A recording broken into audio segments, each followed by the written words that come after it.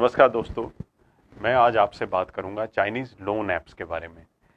Internet use करते वक्त आप अक्सर इस तरह की ऐप्स को अपने सामने आते हुए देखते होंगे जो ये दावा करती हैं कि हम आपको बहुत सस्ते इंटरेस्ट रेट पर 5,000, 10,000, 15,000 रुपये तक का लोन उपलब्ध करवा देंगे। इस तरह के फ्रॉड में यूज़र्स जो हैं वो कई बार जानबूझकर या कई बार अनजाने में भी इन चाइनीज़ लोन ऐप्स को डाउनलोड कर लेते हैं। इन ऐप्स की खासियत ये है कि ये एक बार में एक ऐप नहीं डाउनलोड होगी, ये 2-3 या गुच्छे में कुछ ऐप्स डाउनलोड हो जाती हैं। इन ऐप्स को फिलहाल आप समझ रहे होंगे कि मेरा लोन प्रोसेसिंग इससे होगा। इसी दरमियान वो आपके मैसेजेस, आपकी फ़ोन गैलरी, आपके कॉन्टेक्ट्स, इन सब चीज़ों को हैक कर लेती है और इनके जो सर्वर हमारे देश से बाहर हैं उनमें ये डेटा ट्रांसफ़र हो जाता है। इस दरमियान आपको एक मैसेज आएगा कि आप अपना पैन कार्ड और आधार कार्ड KYC फॉर्मेलिटीज़ के लिए हमें स्कैन करके दीजिए। आप वो स्कैन करके दे देंगे, 5-7 हज़ार रुपये का लोन वो आपको प्रोसेस करके इमीडिएटली आपके खाते में डलवा दिया जाएगा।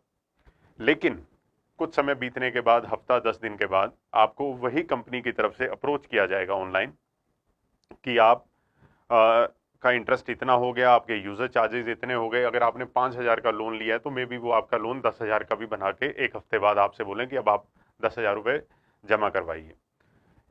एक स्थिति ऐसी आपके लिए बना दी जाएगी कि लोन न जमा करवाने पर वो सबसे पहले, क्योंकि आपकी जो गैलरी है, फ़ोन के कॉन्टैक्ट्स हैं, वो सब कुछ ऑलरेडी हैक किए जा चुके हैं।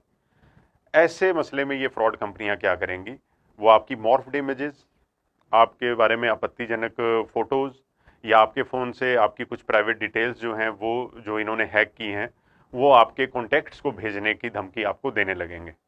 ऐसी स्थिति में वो आपसे मनमाने रेट्स पर जो उन्होंने अमाउंट बनाई है वो हासिल करने की कोशिश करेंगे और बहुत से यूज़र इस तरह की स्थिति में प्रेशर में आकर उनसे ब्लैकमेल हो जाते हैं।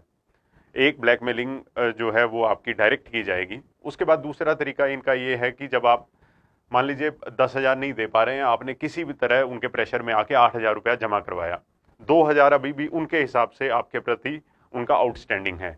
वो उस 2,000 को दोबारा 4-5 हज़ार बनाकर फिर से आपको पैसे डलवाने के लिए फोर्स करने लगेंगे। तो एक बड़ा विशियस तरह का कॉन्टिन्यूस साइकिल में जो कंज्यूमर है वो फंस जाता है।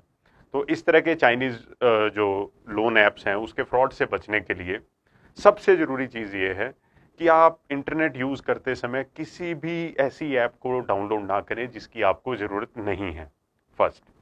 सेकंड थिंग जिसको आपने बहुत ध्यान रखना है, मान लीजिए आपने कोई ऐप डाउनलोड कर ली, तो उसके बाद आपके फ़ोन में आपसे परमिशंस मांगी जाती हैं कि क्या इस ऐप को आप मैसेज, गैलरी, कॉन्टैक्ट्स यूज़ करने की परमिशन दे रहे हैं, तो आप ऐसी परमिशन ना दें।